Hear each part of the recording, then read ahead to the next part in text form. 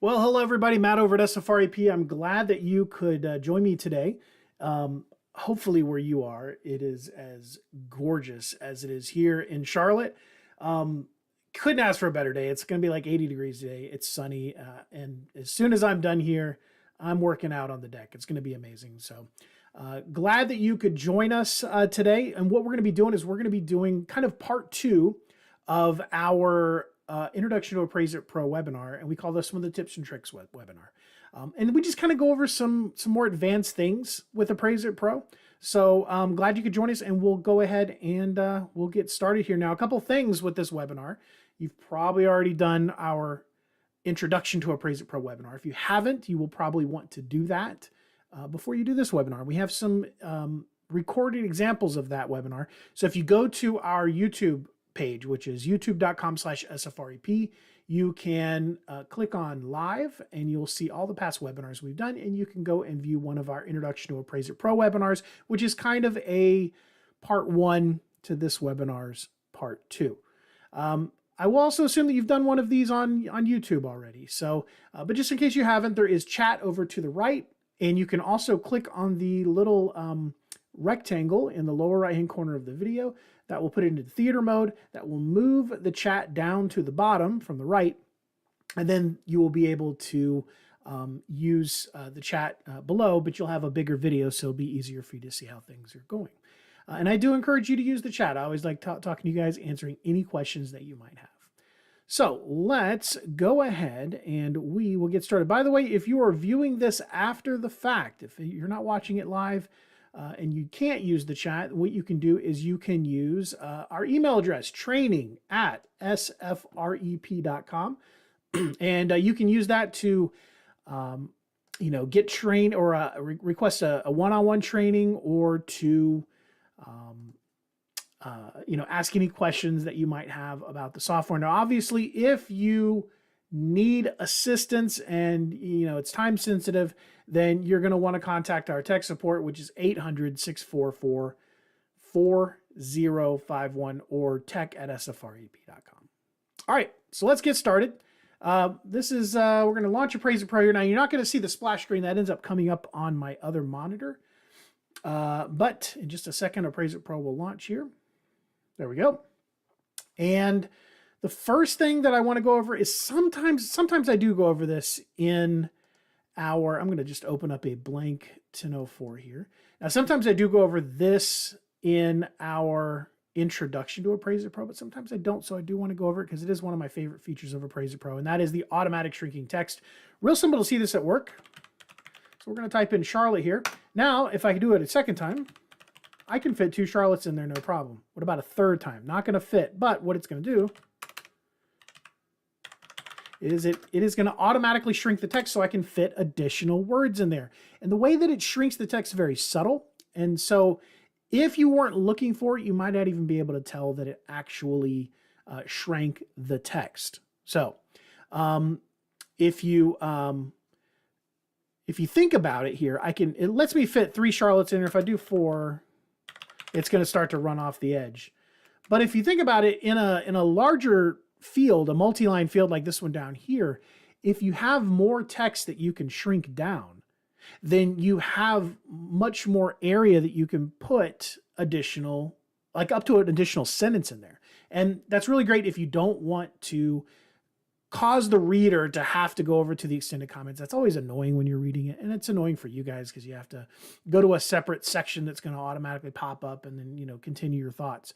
So if you just need to fit an extra few words in there, maybe an extra sentence, the automatic shrinking text will allow you to do that.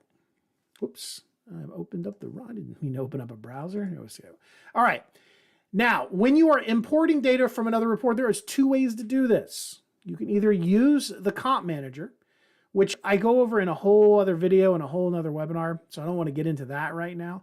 But if you just need to grab some comp information, some listing information, or some sections from another report, or maybe an addendum from another report, you can use a standard import. And the way this works, there's 2 ways you can do it. The way that I prefer to do it, and because it does include search, so you can come over here to the home menu, and you could come over here to import forms or import comparables. And that works, but it does require you to actually browse to find them. And that can be, if you don't know what you're looking for, and I only have 3 reports in here, but if you don't know what you're looking for, there could be thousands and thousands of reports in here that you would have to sift through. So what I generally recommend people do is come over here to help, or come over here to the file menu, which is right here. That brings you back to this backstage area.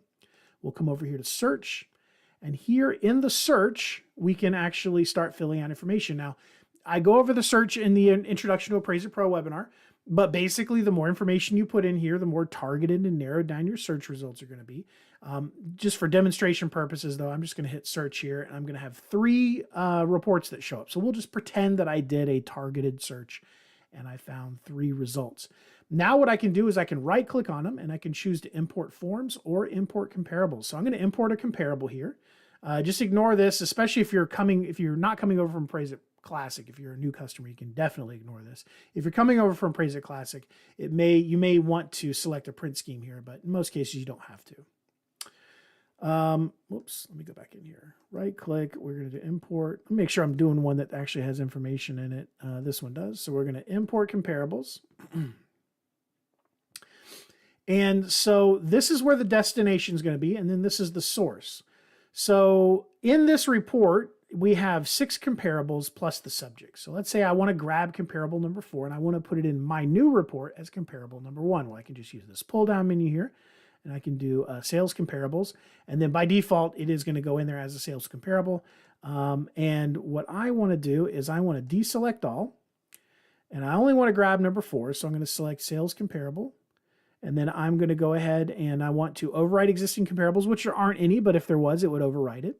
And then I can also include adjustments in there as well, which I generally am going to want to do. So I'm going to click on import.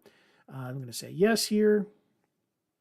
And now if I come down here, you'll see that I've imported comp number 4 from that report into comp number 1 here. It's going to bring over all the comp data. Plus, if I go to sales comparable photos 1 through 3, you'll see that it's also brought in the photo as well. So that's a real easy way that you can import comps from another report. Of course, you can also do it with the computer.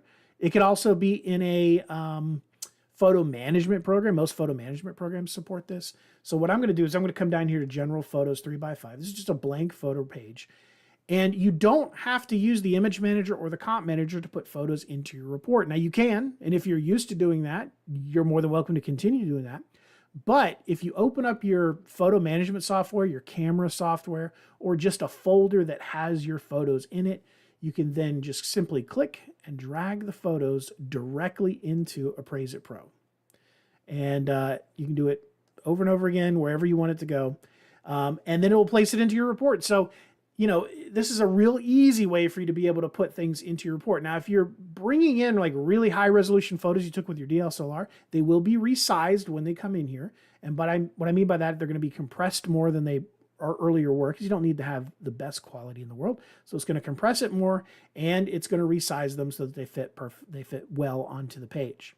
And then that's going to prevent you from, you know, having some monstrously big XML file that you need to email or send through a portal or something like that, because most of these AMC's lenders, they have pretty ridiculous size requirements for their files. But you guys probably already know that. It always boggles my mind, some of the requirements that they have.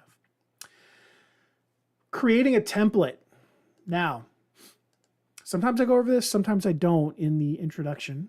So I'm going to go over it here now. Using templates, if you're coming over from Appraise-It Classic, a template is basically like a skeleton in Appraise-It Classic. It serves the same function, but it's much easier and better in Appraise-It Pro, and the way that you deal with them is so much better. Essentially in Appraise-It Pro, a template, which is what we now call what were skeletons in Appraise-It Classic, a template is nothing more than a regular report file that's been promoted to template status. But at its heart, inside, it is just a report file. That's it. So what you can do is you can open up a blank report, or you can open up an existing report if you want to and clean it up. But you can, by the way, you're going to hear me sniffling terrible allergies right now. I'm allergic to grass pollen, and it's very high today. What you can do is you can open up a blank report, fill it out in the way that you want in order to start a new report. So to have it be a starting place for a brand new report. So fill out different sections. You can put different blank, like, you know, images in there. You can put maybe an image if you're in North Carolina. I think North Carolina and Missouri require an image of your license, or of your seal rather. So you can put the seal in there. You can put your insurance information here, whatever you want. Get it the way you want it. And then all you have to do is come over here to Home, and under Save As, you're going to select Save As Template. So basically, if you just hit Save As, you'll do Save As Report, but we're going to do Save As Template. Then you give it a name, and for this one, let's just select. And I'm just doing them by the city, but you could do it for a variety of reasons, for different lenders, for different neighborhoods, whatever it is. We'll do it for a city. I'll do Fort Mill. I'll save, and then I'll close out this report. Do we want to save it? No, we don't. Now, if I come over here to New, and I go to the 1004, which is where I already am, you'll notice now Fort Mill shows up as a template. I can double click on it, and now it will open it up, and I'm ready to begin a report. So this basically, templates are a place where you can start a report from. And remember, guys, if you have any questions, all you got to do is use the chat. I'll be happy to answer any questions for you. Now, what I'm going to do for this next one is I'm going to close out of this report. And we are going to just open up a, we'll open up a report that has some data in it. Mock data, but it's data nonetheless. Now, how do you deal with comparables? Moving comparables over, swapping them, things like that. Now you can do that in the comp manager, of course. And if you're used to doing that in Appraise-It Classic, you can continue to do that in Appraise-It Pro as well. But there is actually a real quick way you can do this. So let's say I want to get rid of comp number 1. All I have to do is right click anywhere in that comp. Doesn't matter where, just right click anywhere in the comp. And then I'm going to come up here and I'm going to say clear comp. Say yes, and now it's gone. Now let's say I want to move comp number 3 over to where comp number 1 is. So I'm going to right click, I'm going to cut the comp, and then I'm going to right click, and then I'm going to paste the comp. And I'm going to say overwrite, there it goes. And what it's doing is it's overwritten both the photo and it's overwritten all of the comp data as well. So everything's getting moved around, okay? So if I want to copy comp number 1 to comp number 3, let's say that they're a townhome community and comp number 1 and comp number 3 are very similar to each other, and I just want to make a couple of little changes, then what I can do is I can right click, select copy, come over here, right click, select paste, and boom, there we go. Now I've got a copy, I've got the same one in comp number 1 and comp number 3. And if I come over here to sales comps 1 through 3, you'll see that the photos are the same as well as the data over on the right. Real simple. I'm going to skip over a couple of these because some of these just don't really apply. The work file. Oh, actually, before we do that, let's go over to, let's see.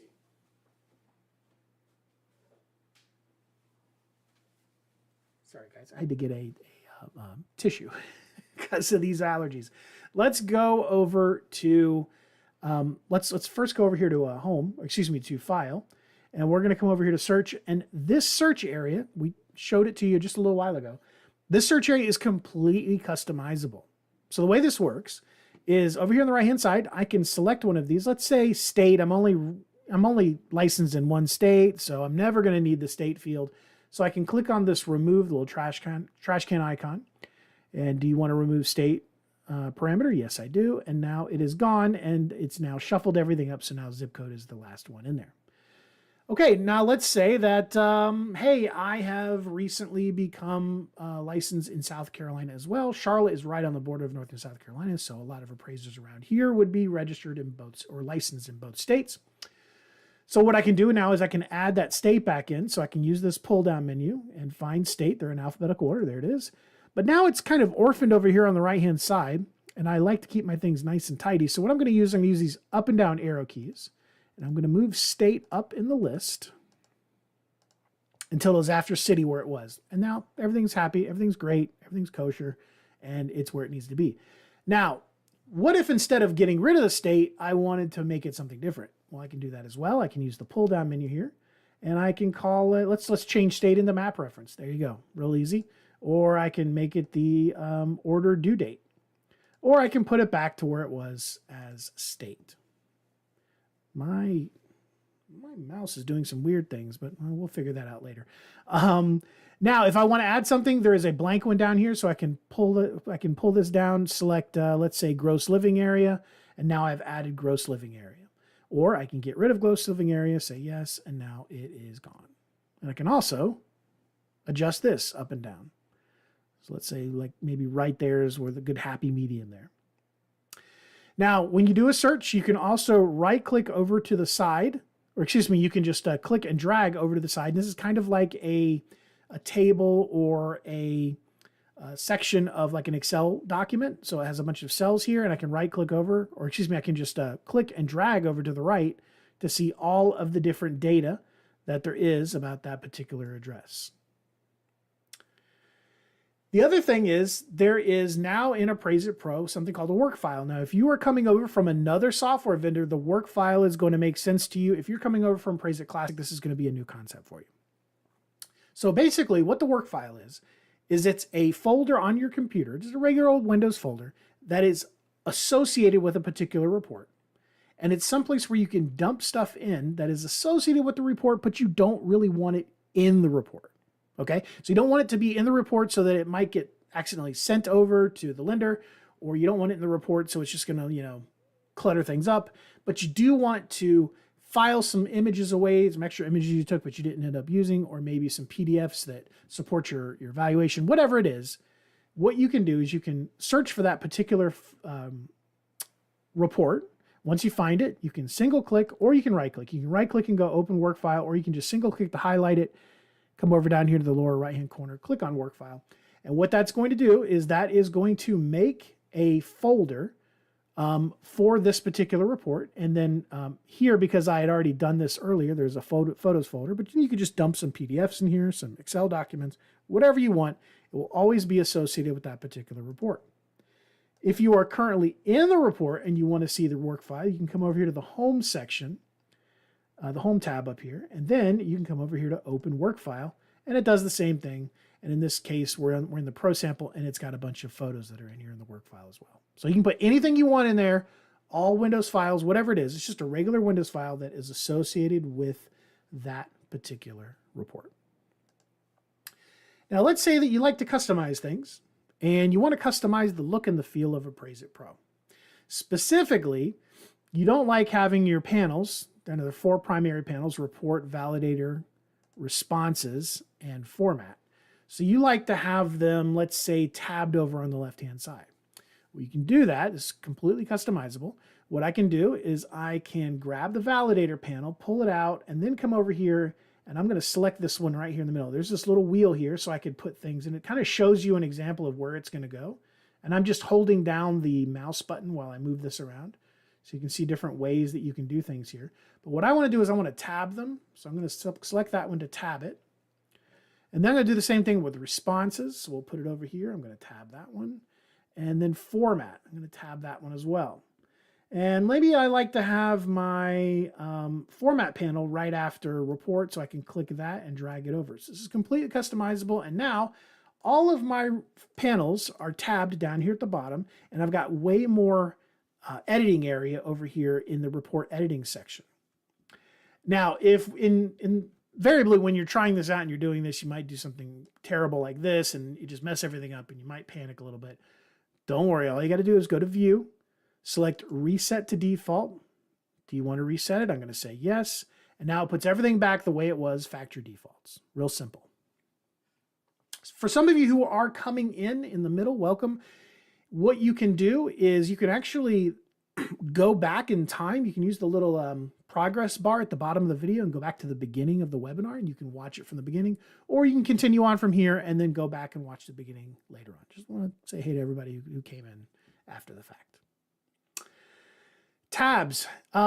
So a lot of you are used to using Chrome or Edge as your web browser, and you know how it has a tab. You can open up multiple tabs. That same concept is in Appraise-It Pro as well. So right now I have the main body of the report open, but what I can also do is I can open up other addenda within this report. And what they do is they get tabbed up here at the top. So I can have multiple things open, dealing with multiple things. And then when I'm done, all I have to do is click on the X and it'll close it out. Now it doesn't delete it from the report or anything. It's just I'm done with it and I can go ahead and I can close it. If you have multiple monitors on your computer, like I do here on this computer, you can actually click and pull these tabs out just like you can in a web browser. And I could put them over on another monitor completely and have, take real advantage of my 2 or 3 monitors and be able to spread things out.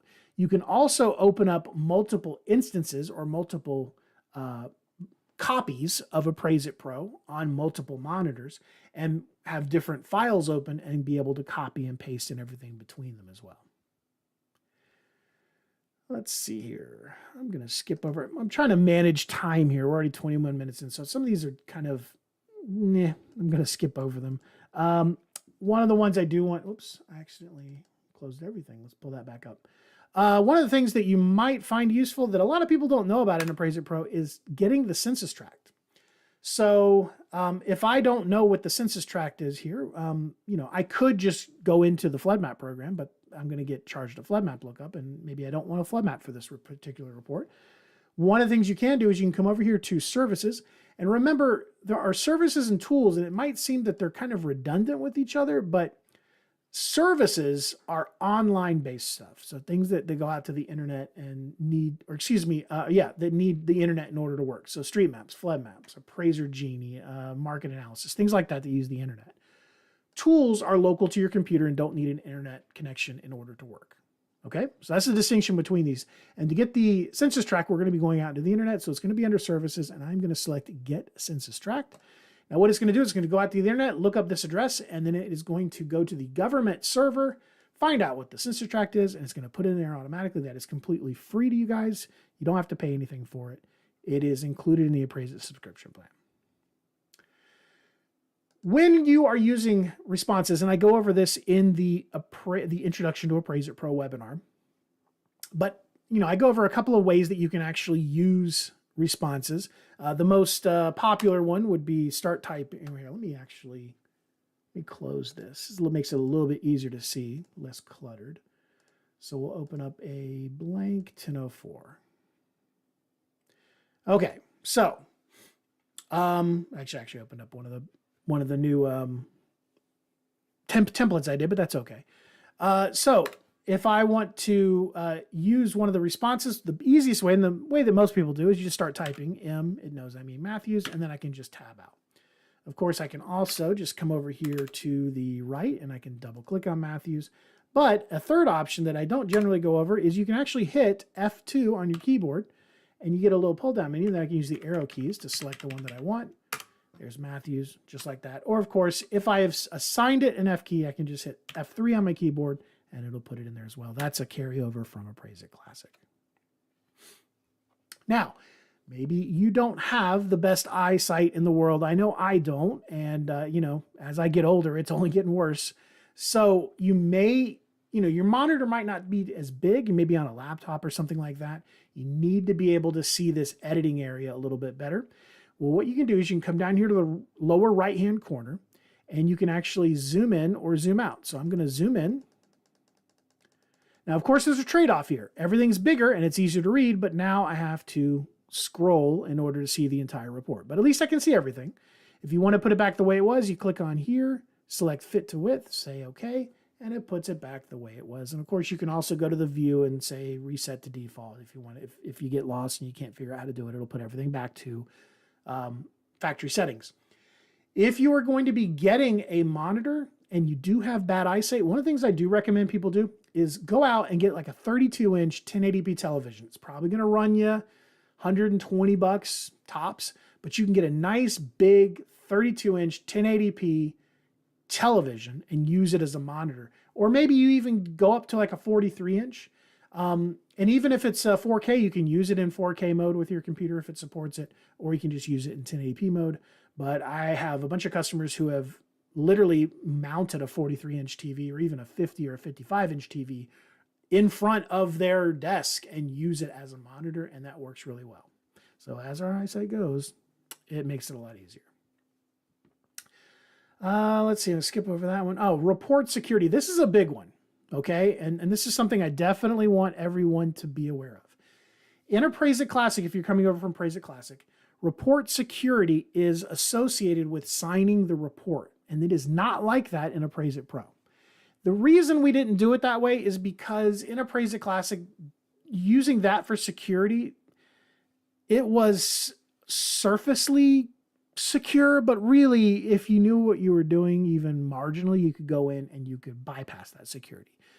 And we had a lot of people that were requesting, hey, look, I want to be able to email this to somebody, but I want it to be secure. I need a way to be able to do that. So what we did was we changed security around. Now, when you sign the report, all you're doing is you're just applying an image of your signature to the report. It is not locking the report. It has nothing to do with security any longer. And if you if you sign your report, somebody or you or anybody can come in there and they can still edit it. So be aware of that. If you want to truly secure your report from prying eyes, you need to come over here to Secure Report.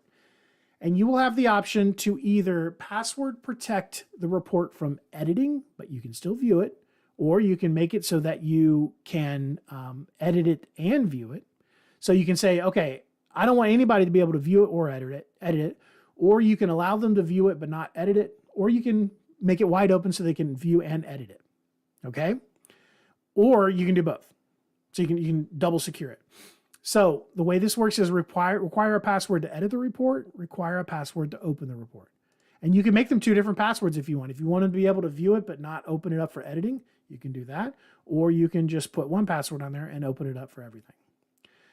When you put this password on there, it is going to use military grade 256-bit encryption on the report so that you can, when you save it as a report file, you'll be able to send that report file to somebody else over email and be assured that it is completely and totally secure. Now, obviously, don't send I have to say this, don't send the password in the same email as you're sending the report, because then you're just completely, that's not secure. Ideally, you would want to either text or call the person with the password so that, the password is not being sent at all along with the report. Otherwise, at least send the password in a different email than you're sending the actual file. Okay. But the most secure way would be send the password in a completely different method. So, text it to them, call them, whatever you want to do.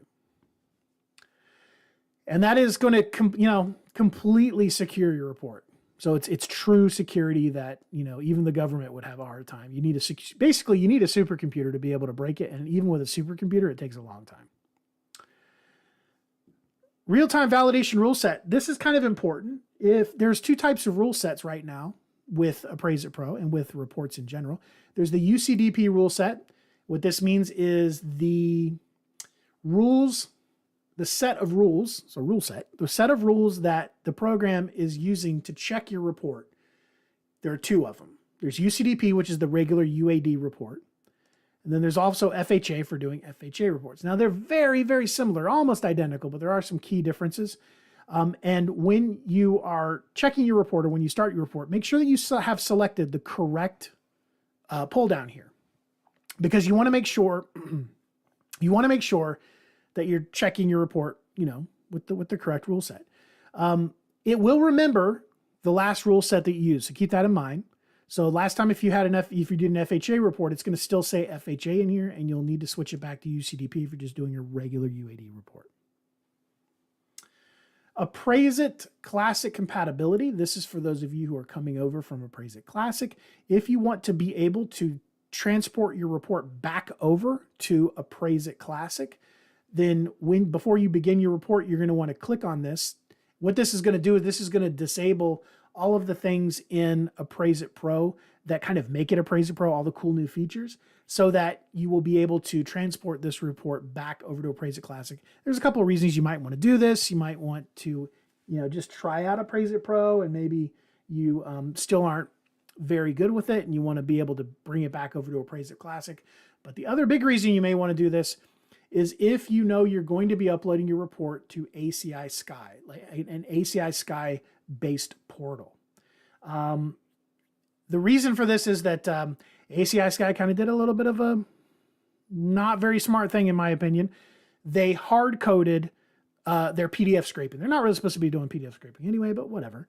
But they hard-coded it so that when we switched over to Appraise-It Pro, when you used a different PDF generation engine, it broke compatibility with ACI Sky. And we tried to work with them on multiple occasions to try to fix this problem. They said that they did not have the manpower to be able to fix it. We offered to fix it for them. They declined. So we have to have this little workaround for right now. And that is when you go to services, when you go to orders, you can create a Mismo XML, or you can create an ACI Sky export. And what it does is it's going to use the PDF engine that was from Appraise-It Classic to generate your report. So if you're going to be doing a report that's going to be delivered to ACI Sky, make sure that you engage Appraise-It Classic compatibility. When you have it engaged, you'll see it's dark. Just the little blue stays there, and then you can disengage it as well. If you have any questions on that, or if you're not quite clear on when or how to use that, just call our tech support and they'll explain it to you. A couple other things I want to show you is over here in the support tab. You can get support from our tech support via either chat, email. You can do self-service support using our knowledge base. So if you click on it, it will show you all of the latest articles that have been written, and you can kind of go through there, or you can just click it and it will open up a web page under the knowledge base. And you can say, hey, I want to know about PDF, and you can do a search. And these are all the different documents that have to do with PDF. Also, if you are going to be contacting our email or contact our support via email, always use this email link that is under tech support. Don't use the send feedback icon here. This will eventually get your email over to support, but it will be very slow. If you click on this, it'll go directly to support. And remember that we also have chat. Chat is almost instantaneous. If you want to chat with somebody, somebody's going to be with you like that, because our support people can, they can deal with 2 chats at once plus be on the phone with somebody. So it just gets you in front of somebody a lot quicker if you have to ask a real quick question. Let's see. Is there anything else I really wanted to go over here? No, I think that is going to be it. If you guys have any questions, get them in now. Use the chat. Or if you're watching this after the fact, you can simply use our training email, which is going to be training@sfrep.com. And that will go directly to me, and I'll be happy to answer any questions that you might have. So if you don't think of them now, if you're a little bit shy now, or like I said, if you're watching a replay of this video, training@sfrep.com, be happy to answer any questions you have. If you need to get in touch with tech support, you can email them directly, tech@sfrep.com. They're there 7 days a week, usually in the afternoons on the weekends, or you can call them directly also 7 days a week at 800-644-4051. You can also use that number to get in touch with our regular customer service as well. Thank you all for showing up. I really appreciate it. It's going to be a great week. I'm going to go out and enjoy this weather. Hopefully you guys have some inspections you got to do out in this weather. Hopefully the weather's pretty good where you are. I think it's going to possibly thunderstorm later, but we'll see. But anyway, hope you guys have a wonderful rest of your day. Contact me if you have any questions or if you need anything. Y'all have a great one.